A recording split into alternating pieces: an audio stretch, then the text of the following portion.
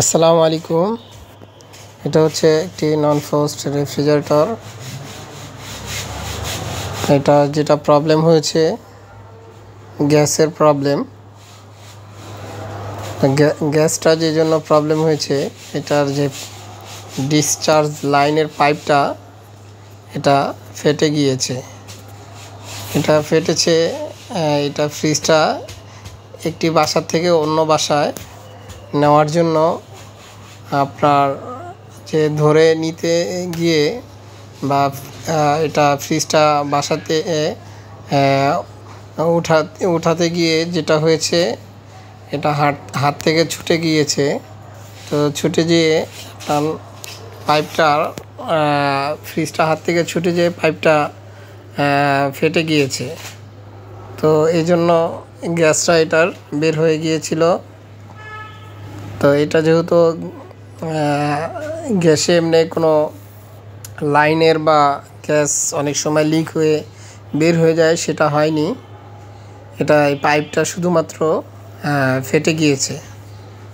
তো এই জন্য আমি এটাকে এখন গ্যাস চার্জ করব। এটা যে ডিসচার্জ লাইনটা, সেটাকে আমি শুধু জয়েন দিয়ে দিব, এবং যে চার্জিং লাইনটা, এই লাইনটা আমি চার্জিং বাল্ব, যেটা নন রিটার্ন বাল্ব বলে, এটাকে আমি লাগিয়ে নিব। তো যেহেতু এটা ফেটে গিয়েছে, এটা আমি গ্যাসটা বের হয়ে গিয়েছে, তো আমি এটাকে ওয়াশ করব না, শুধুমাত্র আপনার যে চার্জিং লাইনটা নন রিটার্ন বাল্ব, এটাকে লাগিয়ে নিব। তো এই জন্য আমাকে আগে চার্জিং লাইনটা কাটতে হবে। এটাকে আমি কেটে নিয়েছি এবং একটা নন রিটার্ন বাল্ব ছোট করে নিয়েছি কেটে, যেন এইখানে বসানো যায়। তো বেশি বড় চার্জিং লাইন দেওয়া থাকলে যে নন রিটার্ন বাল্বটা, ওই ক্ষেত্রে দেখা যায় অনেক সময় নাড়াচাড়া খেলে, তো ওই ক্ষেত্রে দেখা যায় ভেঙে যায় বা ফেটে যায়। আর আপনারা যখন এটা কাজ করবেন, অবশ্যই এইটাকেও ছোট করে কেটে নেবেন, এবং যে নন রিটার্ন বাল্বটা ভিতরে, এই বাল্বটাকে খুলে তারপর ঝালাই দিবেন। কারণ এইটা থাকলে অনেক সময় দেখা যায় এই বাল্বটা নষ্ট হয়ে যায়, এটার যে রাবারটা লাগানো থাকে এটা পুড়ে যায়। তো এটাকে আমি এখন যেহেতু আমি এটা বাল্বটাকে এখন লাগিয়ে নিব, তো ঝালাই দেওয়ার জন্য এটাকে আমি পরে কিছুর সাথে কেপিলারির মাধ্যমে বাজিয়ে দিব, যেন এটা ছুটে না যায়। তো যেহেতু কাজটা আমার একা করতে হবে, তো এটা তো ঝালাই দিলে এটা ধরতে হয় যে নন রিটার্ন বাল্বটা। তো আমি এটাকে যেহেতু ধরতে পারছি না, এই জন্য আমি এটা কেপিলারির মাধ্যমে চার্জিং লাইনে লাগিয়ে নিব, যেন এটা ছুটে না যায়, সহজে যেন এটা লেগে থাকে। তো এই জন্য আমি এটাকে কেপিলারি দিয়ে আমি লাগিয়ে নিচ্ছি। তো আপনারা এইভাবে করে ইচ্ছা করলে একা যদি কাজ করতে চান, সহজে করতে পারবেন। আর এটাকে খেয়াল করবেন, অনেক সময় এগুলো ঝালাই দিতে গেলে লাইনটা ব্লক হয়ে যায়। যে ঝালাই আছে ব্লিডিং রড, গলে গলে অনেক সময় দেখবেন ভিতরে চলে যায়। তো এই ক্ষেত্রে কিন্তু আরও প্রবলেমে পড়বেন। তো আমি মোটামুটি এটাকে লাগিয়ে নিয়েছি, যেন সুন্দরভাবে বসে এবং ছুটে না যায়। এবং এটাকে আমি যেটা করব, এই লাইনটাকে যে ব্যাক সাইডে এটাই আপনার সাপোর্টিংয়ের জন্য টিন দিব, যেন আগুনটা ভিতরে কোনো কিছু না পুড়ে যায়, এবং আগুনের তাপটা যেন সুন্দরভাবে আপনার এটাকে মানে গরম করতে পারে সহজে, যেন সহজেই ব্লিডিং রডটা গলে যায়। আর এইগুলো দেখবেন অনেক সময় যে সাকশন লাইন বা ডিসচার্জ লাইন বা চার্জিং লাইন, এগুলোর পাইপগুলো থাকে অনেকটাই মোটা।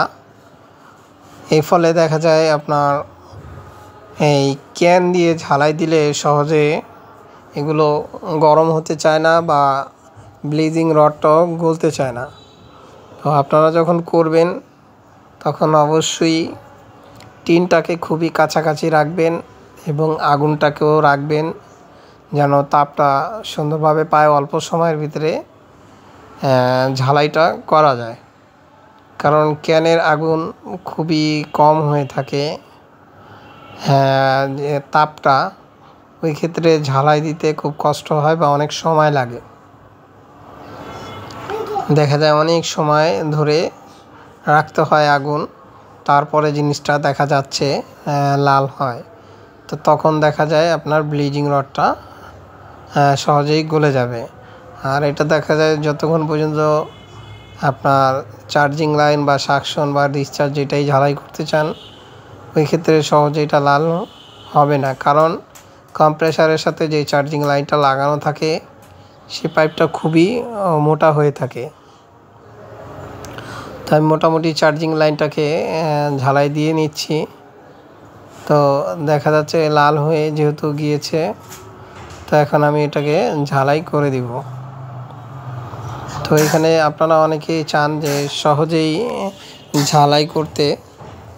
তো সহজে কিভাবে আপনারা ঝালাই করতে চান বা সহজেই আপনাদের গ্যাস চার্জ করতে চান, সহজে গ্যাস চার্জ করার খুবই সহজ কিছু কাজ খেয়াল করলে আপনারা সহজে গ্যাস চার্জ করতে পারবেন। তো এখানে আমি বেশি কিছু করব না, শুধু এখানের যে পাইপ লাইনগুলো আছে এটাকে যেটা ফেটে গিয়েছে ওইখানে জয়েন করে নিব এবং চার্জিং যে লাইন এটা এখন লাগিয়ে নিয়েছি, দেখতেই পাচ্ছেন। তো এটা আমার চার্জিং লাইনটা এখন অলরেডি লাগানো হয়েছে।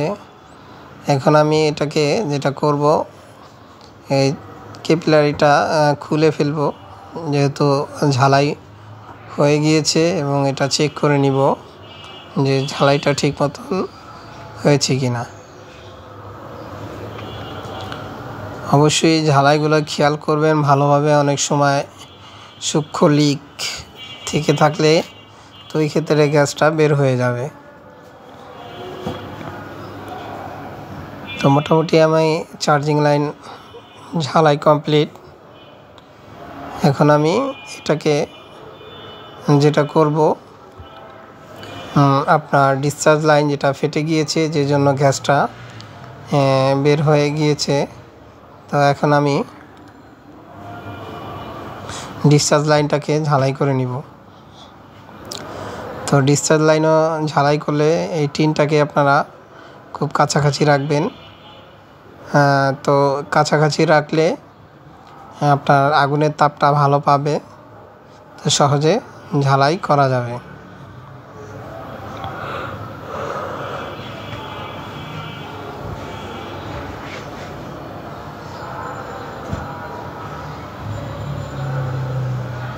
তো এখন আমি টিনটাকে বসিয়ে নিয়েছি যেন সহজে এটাকে ঝালাই করা যায়। তো সহজে এটাকে আমি এখন ঝালাই করে নিব। আপনারা দেখতেই পাবেন যে কত অল্প সময়ে আপনারা চাইলে গ্যাস চার্জ করতে পারবেন।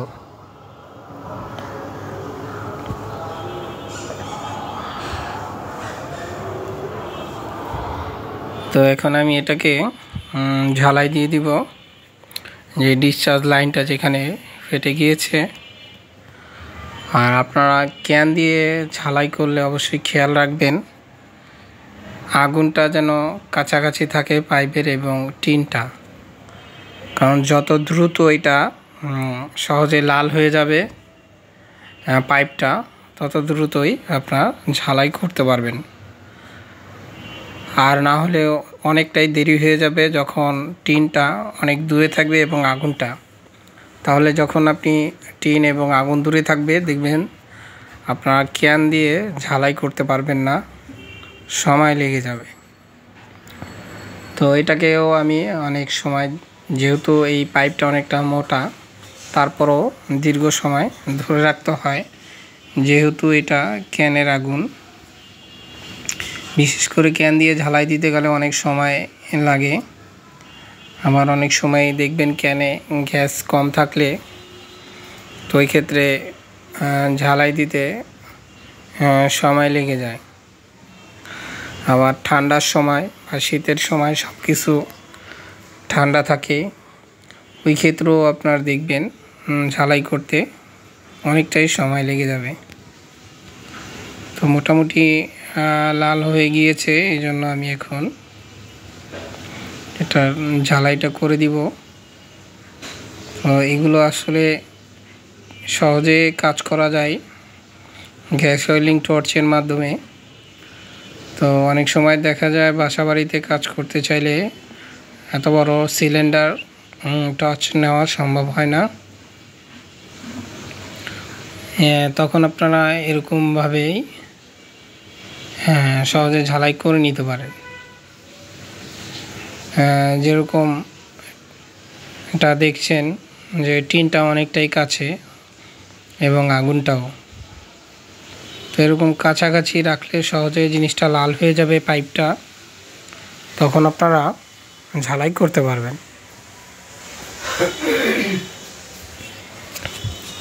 তো এখন আমি এটাকে ঝালাই করছি, তারপরও অনেকটাই সময় নিচ্ছে লাল হয়ে যাওয়ার জন্য। তো এখন ঝালাইটা করে নিয়ে ব্লিচিং দিচ্ছি, অনেকটাই দেখা যাচ্ছে লাল হয়ে গিয়েছে। ঝালাই করার পরে এটাকে আমি যেই ফিল্টার আছে ফিল্টারটাকেও ঝালাই করে নিব। ফিল্টারটা নতুন ফিল্টার লাগাবো এবং ক্যাপিলারিটাও আপনার ঝালাই করতে হবে, যেহেতু এটা দুইটা মাথা, দুই দিক থেকে দুইটা ঝালাই হবে আরও। তারপরে আমি এটাকে আপনার ভ্যাকুয়ামে দিয়ে দিব, যেটা 22 বলে। অনেক সময় এই ভ্যাকুয়ামটা অনেক ইম্পর্টেন্ট। তো 22 না করলে ক্যাপিলারিতে ওইখানে বাতাসের সাথে গ্যাসের সাথে মিশ্রণ হয়ে আপনার ছোট করে যেটা জলীয় কণা বা বাষ্প বাতাস এটাকে বরফ করে ফেলে, তখন দেখা যায় চোকিংটা হয়ে যায়, যেটা ব্লক বলে গ্যাস লাইন। নতুন করে গ্যাস লাইন যখন গ্যাস চার্জ করবেন তখন আপনারা অবশ্যই এটাকে ভ্যাকুয়াম করে নেবেন। অন্তত 10 মিনিট যাবত এটাকে ভ্যাকুয়াম করবেন, যেন এটার বাতাস বের হয়ে যায়। আর এটাকে আমি গ্যাসটা অনেক সময় দেখবেন যখন গ্যাস চার্জ করবেন, যদি অনেক পুরাতন ফ্রিজ হয়ে থাকে, অবশ্যই আপনারা এটাকে যে পাইপলাইন, চেম্বার এবং কনডেন্সার, এই দুইটাকেই আপনারা ওয়াশ করে নেবেন গ্যাসের মাধ্যমে বা বাতাসের মাধ্যমে, অবশ্যই ওয়াশ করে নেবেন। যেহেতু এটা বেশি দিন হয় না, এই জন্য আমি এটাকে করছি না। আবার অনেক সময় দেখবেন চেম্বারে ওয়েল যে তেল কম্প্রেসার, ওই তেলটা উঠে যায়, ওই ক্ষেত্রেও ঠান্ডা কম হয়ে থাকে। আর অবশ্যই চেষ্টা করবেন তেল এরকম কিছু থেকে থাকলে আপনারা অবশ্যই আগেও ভালো করে এটার চেম্বারের তেলটাকে বের করে নেবেন এবং কনডেন্সার দুটোটাই ভালো করে ওয়াশ করবেন, যাতে করে ঠান্ডাটা পর্যাপ্ত পরিমাণ সহজেই চলে আসে অল্প সময়ের ভিতরে। অল্প সময়ের ভিতরে দেখা যাবে ওয়াশ করে যদি আপনারা গ্যাস চার্জ করেন, তো অল্প সময়ের ভিতরে দেখা যায় ঠান্ডা হয়ে যাবে ফ্রিজ।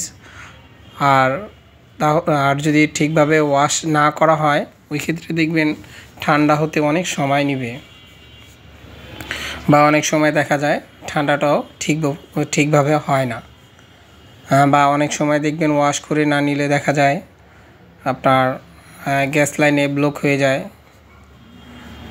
তো এরকমটা হয়ে থাকে, বা ঠান্ডা হতে অনেক সময় নিয়ে থাকে। তো এটাকে আমি মোটামুটি ঝালাই করে নিয়েছি। এখন এটার যে ফিল্টারটা আছে, যে গ্যাস ফিল্টার, তো এটাকে লাগিয়ে নিচ্ছি। গ্যাস ফিল্টারটাকে তো এখন এটাকে গ্যাস ফিল্টারটাকেও ঝালাই করে দিব।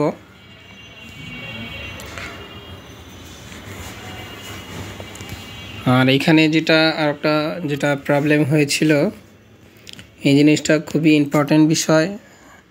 সেটা হচ্ছে যে আমি ডিসচার্জ লাইনটা যে ফাটা ছিল, এখানে আমি ঝালাই দেওয়ার সময় কিছুটা আপনার ব্লিজিং যে ফাটা জায়গাটা ছিল, যেহেতু এখানে ডিসচার্জ লাইনে প্রচুর পরিমাণ তাপ দিতে হয় যেন ব্লিজিংটা সহজে গলে ঝালাইটা হয়ে যায়। তো এটা যেটা হয়েছে, দীর্ঘ সময় দেওয়ার ফলে আপনার যে আগুনটা দেওয়ার ফলে এটা লাইনটা যে ফাটা ছিল ডিসচার্জ লাইনটা, এটাকে দেখা যায় ব্লিজিং গলে ডিসচার্জ লাইনটা ব্লক হয়ে গিয়েছিল। তো ওইটা আমি যেহেতু এরকম হয়েছিল, তো ওইটাকে আমি ক্লিয়ার করে নিয়েছি। তো এখন আবার ডিসচার্জ লাইনটা ঝালাই দেওয়ার পরে আমি আবার ওইটাকে ঝালাই খুলে আবার নতুন করে পাইপ বসিয়েছি এবং ফিল্টারটাকেও ঝালাই করে নিচ্ছি। তো এরকম হয় অনেক সময়, খেয়াল করবেন, বিশেষ করে এটা হয়ে থাকে ক্যান দিয়ে ঝালাই করতে গেলে এই সমস্ত সমস্যাগুলো বেশি হয়ে থাকে। তো তখন আপনারা খেয়াল করবেন যে যেন আপনার ঝালাই করার সময় যেন কোনোভাবেই ব্লিজিংয়ের রড যে গলে লাইন যেন ব্লক না হয়ে যায়।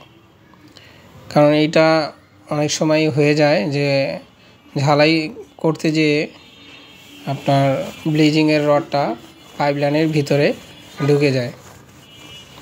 এই জিনিসটা খেয়াল করবেন যেন এরকমটা না হয়। তো ওই ক্ষেত্রে আবার এরকমটা হলে আপনার দেখবেন লাইনটা ক্লিয়ার, বাতাস বের হবে না, বা ডিসচার্জ লাইন ভ্যাকুয়াম করে দেখবেন, বা অনেক সময় এটা যেভাবে চেক করবেন যেটা ব্যাক প্রেশার বলে, যদি এরকমটা হয়ে যায় ঝালাই সব করে ফেলেছেন, এখন আপনি এটা বুঝবেন কিভাবে? আপনি এভাবেই বুঝতে পারবেন যখন এটা চার্জিং লাইনে মিটার লাগাবেন। মিটার লাগিয়ে আপনার মিটারের মাথাটা খুলে দিবেন এবং কম্প্রেসারটা 2-3 মিনিট চালাবেন।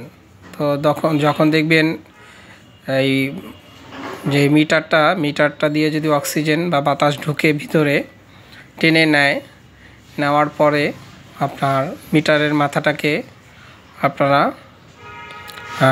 আটকিয়ে দিবেন। তখন কম্প্রেসারটাকে অফ করে দিবেন। তখন যেই প্রেশারটা উঠবে 15 বা 20, তখন বুঝতে পারবেন যদি প্রেশার উঠে থাকে 15-20, তখন বুঝতে পারবেন যে এটার লাইনটা ক্লিয়ার আছে।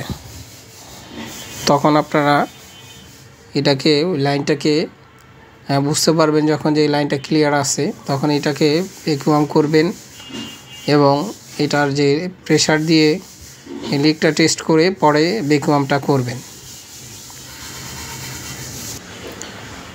তখন ভ্যাকুয়াম করার পর আর যখন এটাকে দেখবেন যে প্রেশারটা, আর একটা জিনিস যেটা ব্যাক প্রেশার, এটা যদি ঠিক থেকে থাকে তখন বুঝতে পারবেন আপনাদের কম্প্রেসারেরও প্রেশার ঠিক আছে। তো অনেক সময় কম্প্রেসার যেটা হয় পাম্পলেস হয়ে থাকে, ওই জিনিসটাও আপনারা সহজে ট্রাই করে নিতে পারবেন। আর গ্যাস যখন চার্জ করবেন অবশ্যই এটা রানিং প্রেশার 10 থেকে 12 ভিতরেই রাখার চেষ্টা করবেন। তো এইভাবে করে আপনারা যদি গ্যাস চার্জ করেন তো অল্প সময়ের ভিতরে গ্যাস চার্জ করতে পারবেন খুবই সুন্দরভাবে, এবং গ্যাস চার্জও ভালো হবে। তো আমি যেটা করেছি, এটা যেন যেই গ্যাস দিয়ে ওয়াশ করিনি, যেহেতু এটার পাইপটা ফেটে গিয়েছে, এই জন্য আমি মোটামুটি এই জয়েন্টগুলো কেটে শুধু জয়েন্টগুলোকে একটা চার্জিং লাইন বসিয়ে নিয়েছি এবং ফিল্টারটাকে চেঞ্জ করে দিয়েছি।